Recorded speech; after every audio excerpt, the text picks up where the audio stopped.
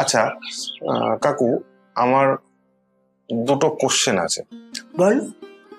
Question একটা হচ্ছে যে লোকনাথ বাবার একটা বিখ্যাত বাণী আছে, রণে বনে জলে জঙ্গলে যেখানে আমাকে স্মরণ করিবে, যেখানে বিপদে পড়িবে আমাকে স্মরণ করিবে, আমি রক্ষা করব।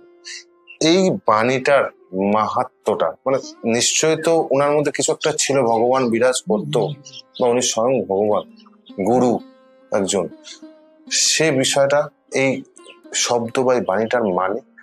আর হচ্ছে আপনাদের সাথে লোকনাথ বাবার যে আপনার পরিবারের সঙ্গে যে সম্পর্ক, যে গভীর সম্পর্ক, সেই বিষয়টা আমি আগে জানি।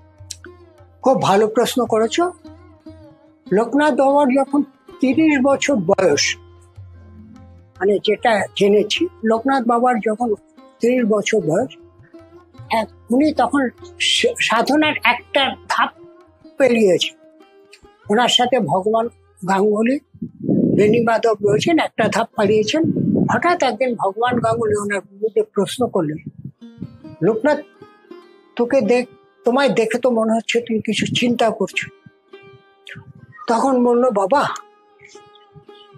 আমি আমার পূর্ব জন্মের কথা মনে করতে পারছি। আচ্ছা। বলে কেমন? বলে দেখো,